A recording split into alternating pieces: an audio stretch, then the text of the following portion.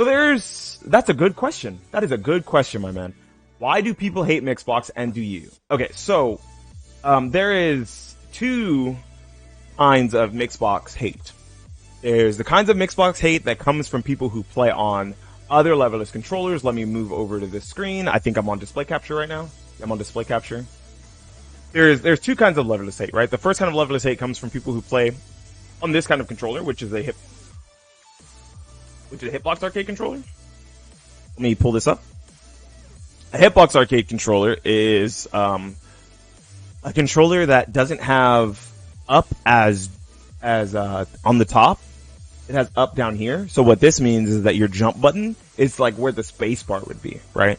That is the first. They're like, ew, it's just a bad layout. It's like the worst way to play on Leverless. You should probably just learn Hitbox. It's more ergonomic. It's better for your hands. It's more spread out. And every finger is doing one thing, right? When you think about a keyboard, the keyboard, this is so fucking bright. Give me 1 second. There we go. The keyboard, you must use your middle finger for both down and up, right? You must use your middle finger for both down and up.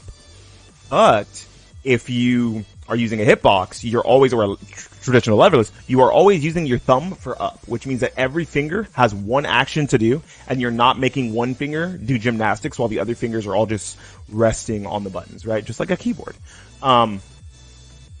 The other kind of hate comes from the fact that these Leverless devices, Hitbox, Mixbox, all the Leverlesses, button boxes, whatever you want to call them, have inherent advantages in certain games because of the way that SOCD works. SOCD means simultaneous opposite cardinal directions.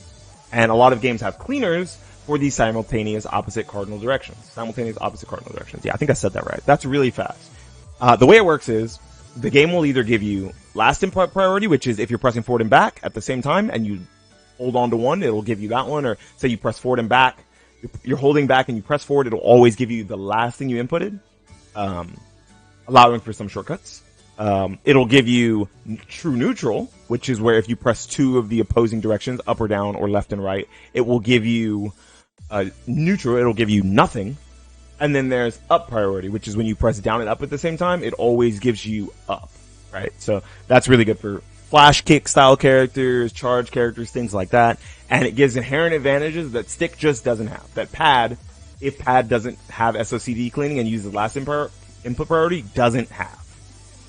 Me personally, I think that there is a huge advantage in some games for Hitbox and Leverless, including Mixbox, over a traditional arcade stick or even a pad. And I'll give an example here in a second. But I don't hate it, right? I think that what they could do is they could use engine tools to lower the amount of advantage that Hitbox and Leverless and Mixbox get. But I don't personally hate Hitbox, Mixbox, Leverless, all those things. I actually want to get one of those controllers at some point to review for the channel. It'd be really cool. And I might like have it with me. How about in Tekken specifically? That's exactly what I was about to get at. So, Tekken, as an example, Tekken has something very important and integral to top level play, and that is called Korean backdash. When it comes to Korean backdash, it's all about, I'll just use this. This is a Korean lever, so I'm actually going to talk about this here in a little bit. When it comes to Korean lever, the way that it works is it springs back to neutral very fast.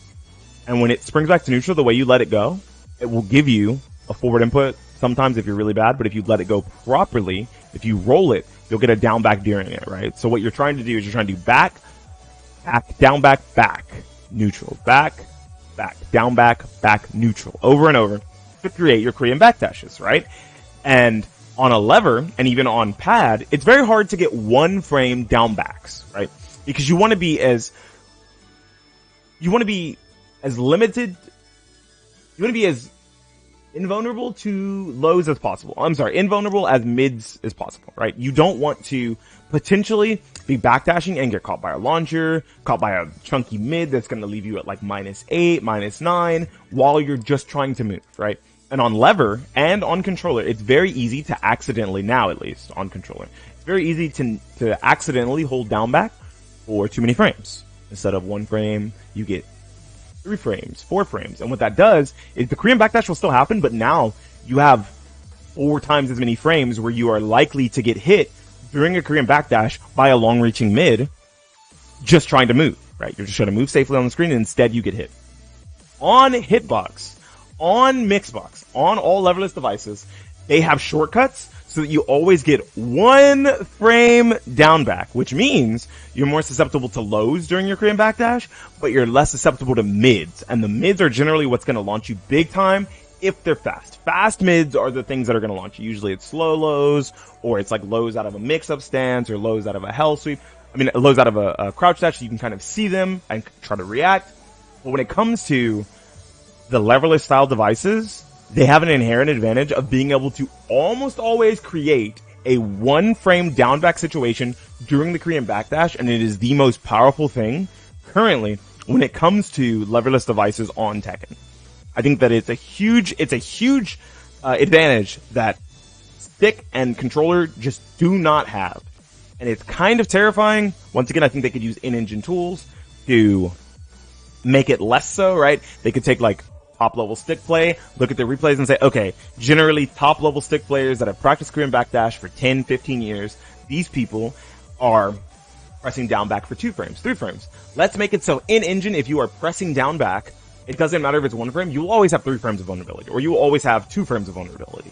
So that now there's not an inherent advantage.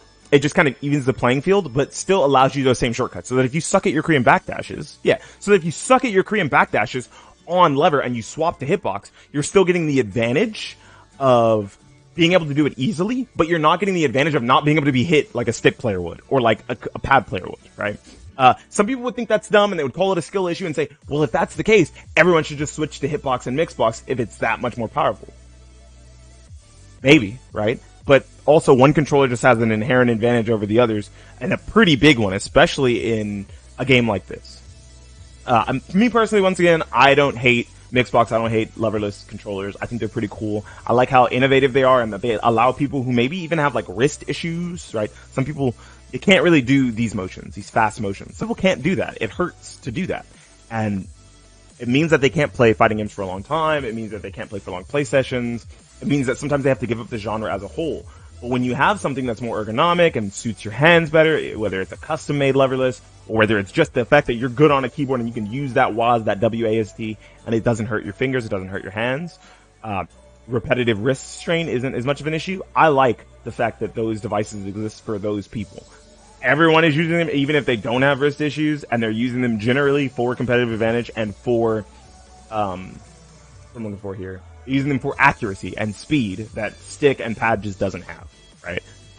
And that's okay, there's nothing wrong with that, but I could see how older players, more boomer style players could be pretty upset and annoyed by it. I think that there could be things in engine that they do to the games to make sure that these advantages don't exist, or that these advantages are less so, right? They tried to do it with Street Fighter 5 to Street Fighter 6 when it came to true neutral instead of up, but then they created different shortcuts instead, but it did change the way that Hitbox worked, that Leverless worked in those games, which is a good step in the right direction, and I think that that's probably what they should do. My abyss shall take you! Yeah, I play on keyboard my whole life, so I use Mixbox now. But you need to get a license or a doctor's note to use a button box? No, I don't think so. That's not what I'm saying. I think that it would be better if they just tried to level the playing field, so that, and thank you for the follow, I appreciate that. If they just tried to level the playing field so that people aren't getting a giant inherent advantage just for using it, even if they don't need it, right? It's okay that people use it. Some people prefer the controller. Some people prefer the controller. Some people prefer the all-button controller. Some people prefer a stick. Preference is okay, and using what you prefer is okay. I don't want everyone to have to be stuck on the same ecosystem of controllers if they don't like it. That's why I moved to PC, so I could use whatever fucking controller I want with whatever game I want. Keyboard and mouse, which I almost never use. Controller, stick, Mixbox, varying different brands and boards. I like freedom. I use joystick for Street Fighter though. It's boring playing Street Fighter on Mixbox or keyboard. See, and you play specifically what you find comfortable in games you like, and then in games you're like, who cares, right? You just play what's fun. Me, I like fun, so I play stick because I think stick is fun. If you don't find stick fun, if you find stick too sloppy, it's okay to play on these alternative devices, but just understand that these alternative devices do have inherent advantages, and people will maybe give you ew, you're doing the SOCD bullshit, fuck you, right? And people may do it. I generally don't. I don't care. Whatever, man. I think that it's up to the developers to find out if the middle ground can be reached, or if the advantages are not that powerful, that they don't need to change anything about it. That was a good question, and it turned into a little talk segment. So I'm probably going to upload this to YouTube now. Subscribe to the YouTube channel. Like the video. Comment down below if you don't like leverless controllers, all button controllers, if you think they're too unfair, if you think they're fair and competitive play and everyone should swap to them, or if you're a stick user or a pad user like me. Comment down below. Share this video with a friend who is a cheater box user and you want to make them feel bad. I'm not going to do that, so you don't have to worry about that. When people ask cool questions like these on the Twitch channel, I make YouTube videos out of them sometimes. You guys should come to the YouTubes, drop your cool questions, and maybe I can make a little rant or small talk segment about it for the YouTubes. Anyways, this has been Beanie Thuggish for the YouTubes, talking about leverless controllers, their advantages, their disadvantages, and why people use them, signing out and saying peace.